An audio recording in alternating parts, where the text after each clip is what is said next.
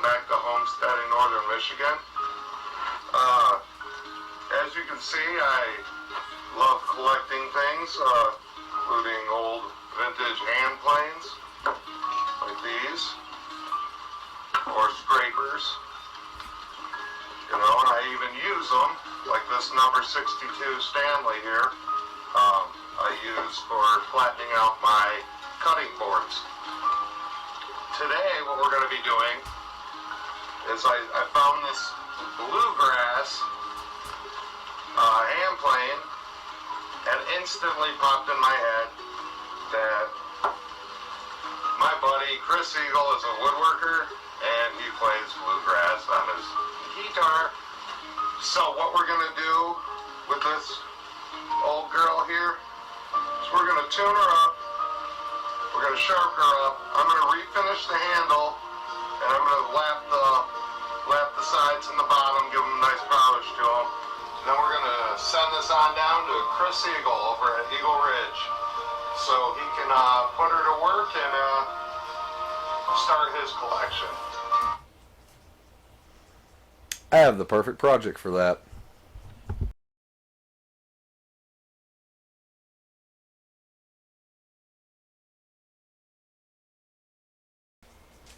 What's up, guys? Chris from Eagle Ridge. Thanks for watching. Make sure you hit subscribe, hit the bell for the notifications so that you'll know that we're here. Leave me a comment so that I'll know that you're there. So for those that didn't know, Jason at Homestead in Northern Michigan sent me this gorgeous 14-inch bluegrass bench plane. He did send me a smaller, shallow plane as well. They both have a special little home right here by my desk, my workbench. So the other day I was in the antique store and I found this one, and found it for a very good price, and I bought it. So this is an Auburn Tool Company, Thistle brand, 16-inch bench plane. I bought it I kind of on a whim, because Jason did send me down the rabbit hole of picking up older tools. I even picked up a excuse me, an old bit and brace. But yeah, so my first thoughts was to take this, strip it down, take, you know, some 40 grit, strip this thing right down. But I talked to Jason, we did some research. These were made from 1866 to 1893, and they came from the factory unfinished. So all this coloring is from use. It's not stain, it's not paint, this is from use. So what I'm going to do is break it down. I'm going to use the bench plane that Jason sent me to flatten out the sole. And then we're going to use some steel wool and some mineral spirits to kind of just clean up the grime and the crud on this, and resharpen the iron and add this to the collection. So, hope you stay tuned. Alright guys, so the reason the collars are sitting here is because I tried to eliminate some of the noise. Anyway, so I got this 16-inch bench plane, got it at a antique store for a very good price, and now we need to take it down, clean it up, and put it back together. So in a minute we'll use the 14-inch bluegrass plane, clean this sole up really nicely. For right now I want to take this apart, so we're going to pull the wedge out. I'm going to pull the iron out. Now you can sort of see, but my camera has lost autofocus. I did clean up the iron just enough to read that it's the Auburn Tool Company, Thistle brand, Auburn, New York. So we're going to loosen the nut on the chip breaker, get those pulled apart. So this is your actual iron. The bevel does go down. Chip breaker sits on top of it with the bevel up, to where as you're planing, the chip breaker can do its job. Bruce is in here chasing flies, or we call them sky raisins. Alright, so there's the wedge, the iron, and the chip breaker. Will you sit down?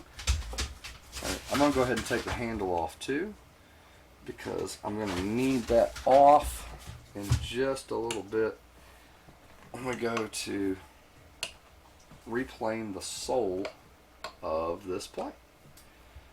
Alright guys, so what I did to make this a little easier was I took the table of the Shopsmith, which is probably the most level thing I own except for this one little spot right there. And I set up this horizontal and this vertical. They are 90 degrees to each other. I double checked that several times. And now I can take, I've lost it, I can take the body of the plane. So the bottom is the sole. Now, from my research and from talking to Jason at Northern Michigan, these came from the factory unfinished. So all this coloring and all this wear is from this plane being used. So like I said, my first thought was to strip this down, take it down to bare wood, whatever. I've actually decided against that after talking to Jason that, you know, we're going to use some mineral spirits and stuff in a little bit to clean this up. But for right now, I want to take my bench plane and just clean up the sole of this and make sure it's nice and square. So the reason I set up these fences is because I can put it like that. I can come in with the plane and really clean this up. So let's move on to that. Alright guys, so we're going to come in and plane the sole of this old bench plane. I've got my 14-inch Bluegrass brand that Jason restored and sent to me. And so we're going to set the blade here. And you do that by spinning this thumb wheel. We're going to set it kind of shallow at first. I want to knock down the high spots. And then we're going to make it a little more aggressive. So we've got it. It's not clamped at all. But I do have my fences clamped. So we're going to come in. Oh, it's a little too deep, so let's back that off a touch. We'll get her to about right there. It's still just a touch too deep.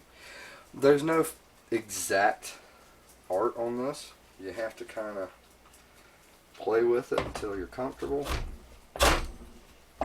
See, that's still, see how it's dipping? So I'm going to back that off even more. I'm going to back that way out actually. Alright, where are we sitting? There we go. So now we're going to take the high spots down. And make sure it stays in the clamp. Alright. I'm going to advance the blade just a touch. That may be just a bit too much, so let's back her off.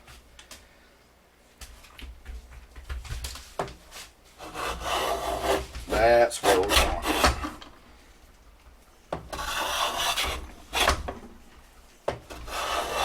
I'm going to keep the plane nice and flat. Look at that century-old wood there. So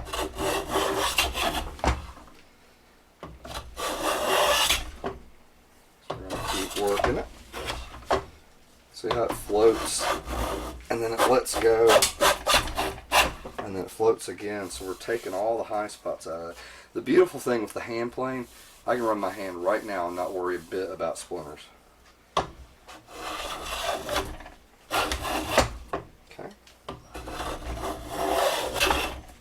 Let's keep making our passes.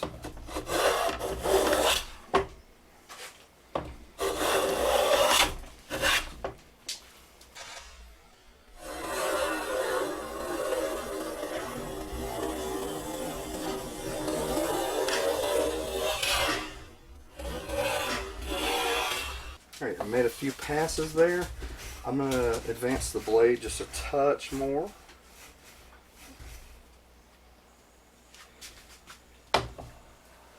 Nope, that actually retracted it. I'm still getting used to this one, guys.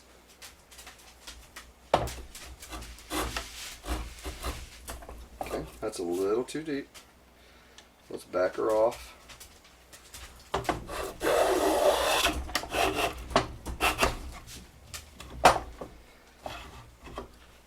Pick it up, clean up.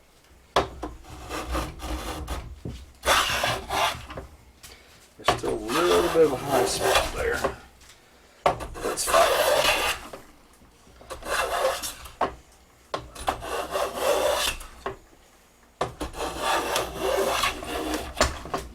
Now we're getting some good cuts. Whoops. Got a little bit. Okay.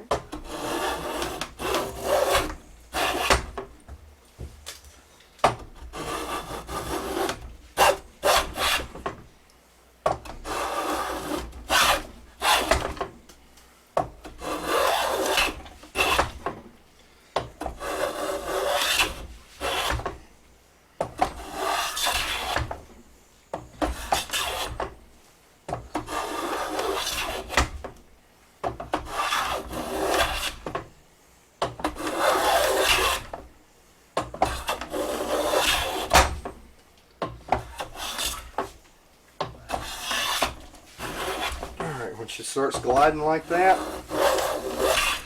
I'm happy with it. See, we still got a couple high spots. But once she starts really gliding over it, I'm more than happy.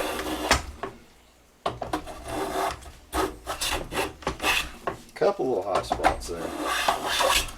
Alright.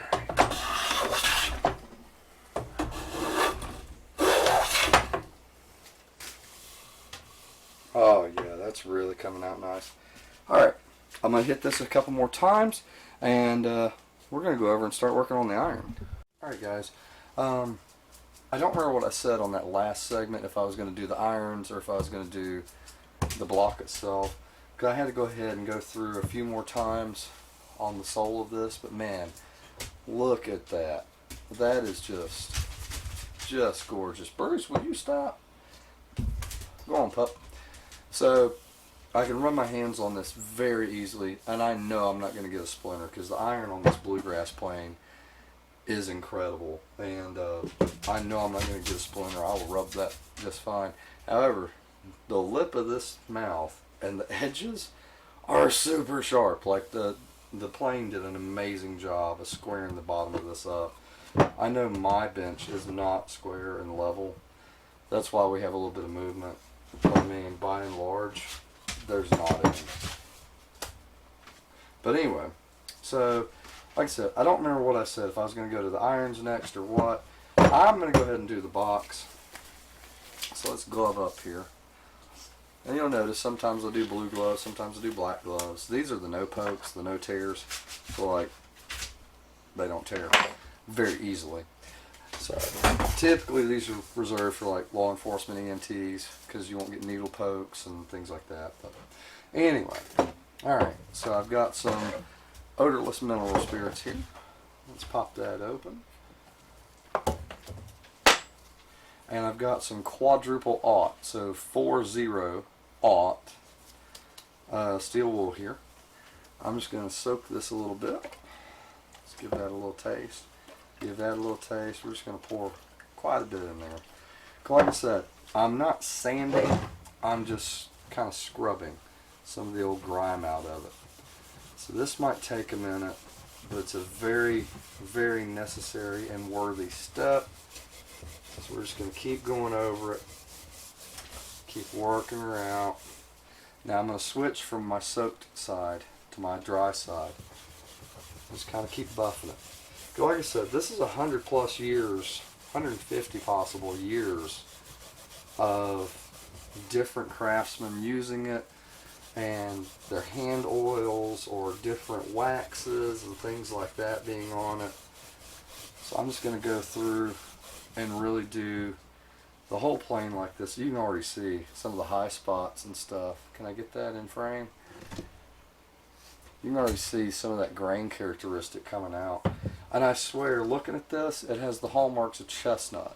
I gotta look it up. It's very likely white oak, but it does have a lot of the hallmarks of chestnut.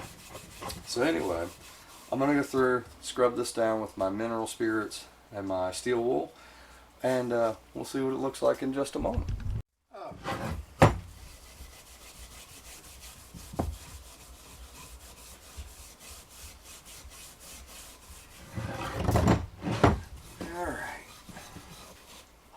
Through, scrub the whole thing. I did go ahead and hit the top of this with the plane just to clean it up. I really wanted to to see that wood grain on the top. I was also very careful not to damage the strike point. So when you put your wedge in, I mean, you drive your iron and your wedge in pretty hard with a mallet, and then if it's a little too deep, you hit this little point here that they've put in, and it'll back the wedge off a little bit. So, but anyway, alright, we've got that pretty well scrubbed down to where you still got a lot of the characteristics of the wood. I hope you guys can see some of that. That almost bird's eyeing of it on both sides there. So we're going to set that aside and let her just rest. I'm going to close up the mineral spirits there. Put that back over there. Alright, so the next thing, I thought about messing with the handle. I think I'm just going to kind of just lightly scrub it a little bit with the steel wool. And other than that, I am largely going to leave this handle alone. I really don't want to mess with it. I'm just going to polish it out a little bit, because this is the one part that connects you to every craftsman that has ever used this tool. Every single person in the last 150 years has put their hand on this and used this plane. So I really want to leave that alone, other than just cleaning it up a little bit. Alright, so for the iron, I'm going to start with some 120. I don't have any that's not in a sticky back platform here, because the bevel runs this way, but I want to use the circular motion on the back side of that. You can hopefully see how just beat up that top edge is of people just driving the iron in.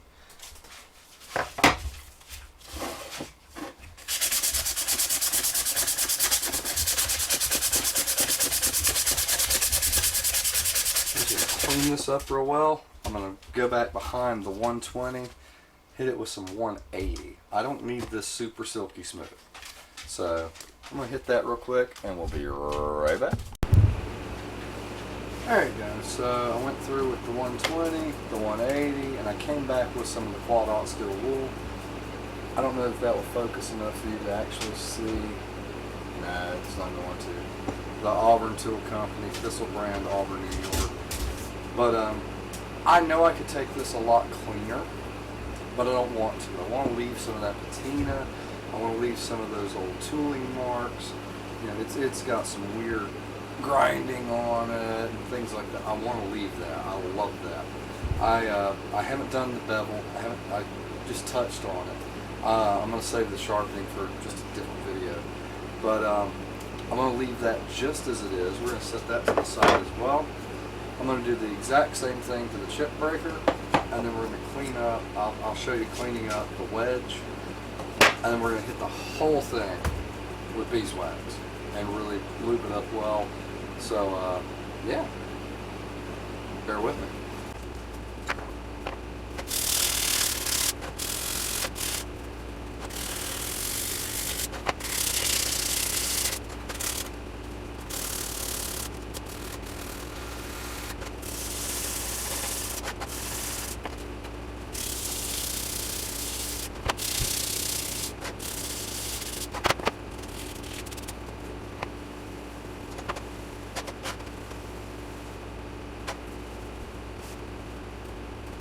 Alright, got the chip breaker all cleaned up. Like I said, I'm keeping some of that patina. Although I'm fighting the urge, I really want to, I noticed on this, it at some point in its life had some black paint on it. So I thought about making that black epoxy.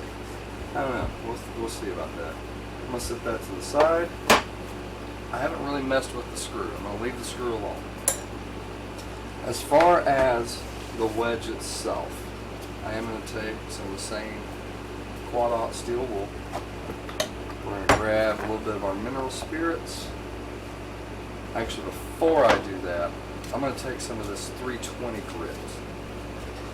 And I'm going to just lightly hit the area where it goes into the plane itself. You can see some of the wear marks on it. I'm just going to touch that up a bit. A little bit of all of these actually work on my body. Do that up to 320. Circle motion, same thing on the sides. I just do that. Just a little smoother operation. Okay. Now that I've done that, I'm going to wipe it down real quick. Now I'm going to take some of that Quad Ot steel wool. Hit it with a little bit of mineral spirits. And just really go over the whole thing and just scrubbing it a bit. We're not taking material off, we're just smoothing it out. I'm leaving all the damage done by hammers and whatever over the years. Just smooth that. Okay. Sort of top down here a little bit. That's the reason I go down a little bit. Sides. And that's pretty much all I'm going to do. Now, I want to show you after it's dried, the handle lost a little bit on it. But by and large, most of that character is still there. We're going to leave it alone. So, alright guys, let's put this thing back together. So, let's start with the handle. You can see contrast there. Let's have a wood screw that is not the most convenient in the world to get to. Thankfully, I have a semi-extensive set of tools, so I do have a sideways screwdriver. And this part takes a minute, just bear with me. So I'm going to take my chip breaker, try to remember which side the screw goes in on. I'll determine that by the iron. So when the iron goes in, the bevel goes down, which means the chip breaker sits on the top, which means the screw has to go in from this side. Like I said, I have not sharpened the iron, I have not sharpened the chip breaker. That'll come in a different video. Right, let's loosen her up there. Nope, I got that backwards. There we go. I'm just going to put those roughly together. So we have the whole little, see we still got all that patina. You can still see the manufacturing stamps on it. It's gorgeous.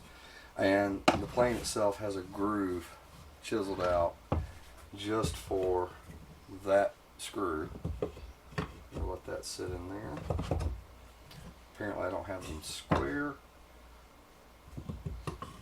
There we go. I'm going to take the wedge. This is after I've hit it with the steel wool and stuff. Cleaned up some of the contact surfaces so it'll go a little easier. Pull that out. And there we go guys. So you have to go back and check the first of the video to see how it looked. Took a lot of the old grime off of it.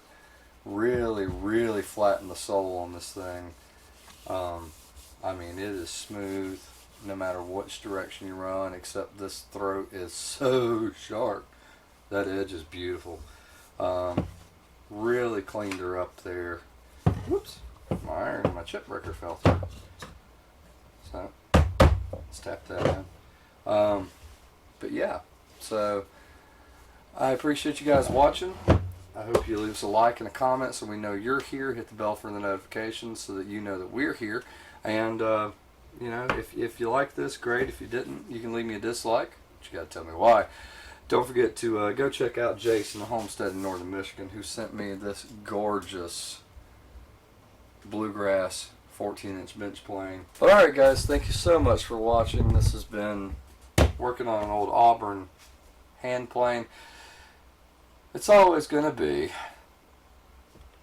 a good day.